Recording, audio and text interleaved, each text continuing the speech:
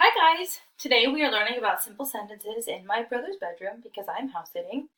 And the reason why we're only focusing on simple sentences rather than doing all four sentence structure types like simple, compound, compound, complex, and complex is because you can't have you have to know the structure of a simple sentence before you move into the difference between a complex and a simple or what is needed in a compound sentence. So we're really only focusing on simple sentences today. That way we can get it really down before we move on to other things. So I'm out of breath because I was just playing with the dog. But let's move on. So we are going over the standard of, understanding how to use proper grammar in both writing and speaking. And the learning objective is hopefully by the end of this, you guys will be able to identify the difference between a simple sentence and a fragment. Any questions? No, because you guys are just watching this, but I'll move on. So, why does it matter? Who cares? What is the difference between, why does it matter? If I just want to write, why do I have to know what a simple sentence is? Well, the reason why you have to know is so that you can use it correctly. Because sometimes, there are run-ons or there are just strictly compound, complex all over the place, and you need to be able to identify the difference in order to make your writing smooth.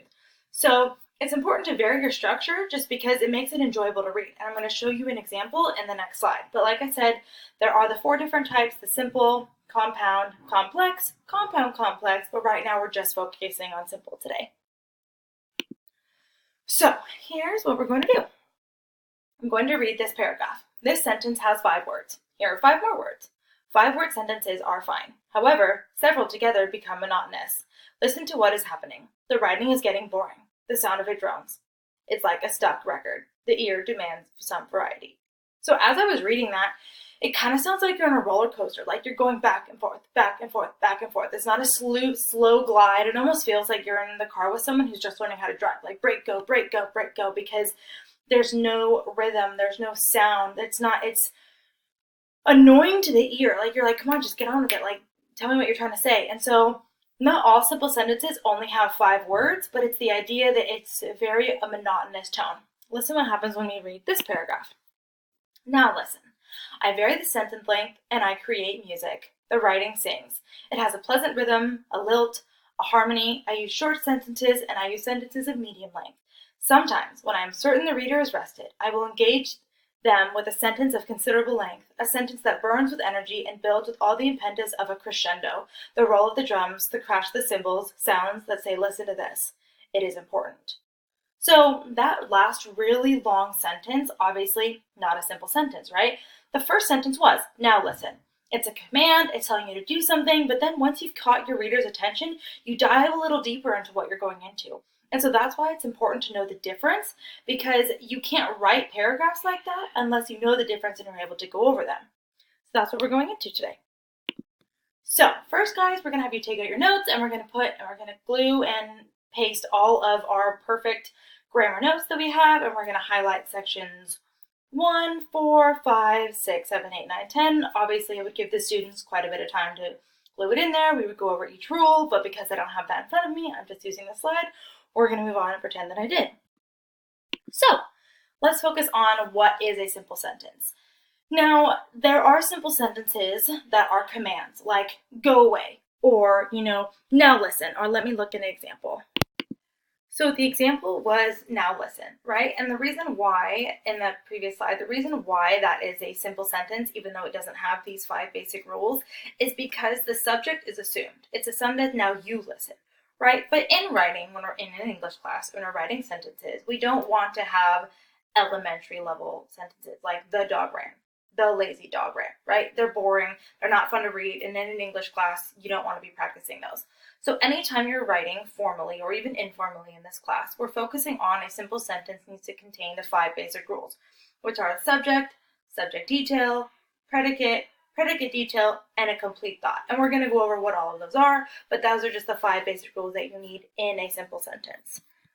So let's go into it. This is a very elementary school level of what is a subject, what is a predicate.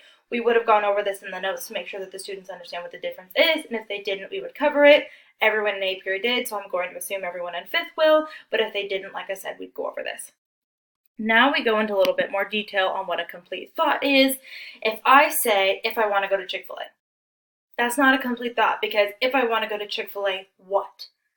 if I want to go to Chick-fil-A, then I know that that's what I'm going to get for dinner. Or if you want to go to Chick-fil-A, I'll come with. You need to make sure that it's a complete thought. It's almost as if you walk up to someone, you say that. They may not have any context, but it's still a complete thought. It's an idea that's complete and full. It's not a fragment, which is what we've kind of talked about a little bit earlier.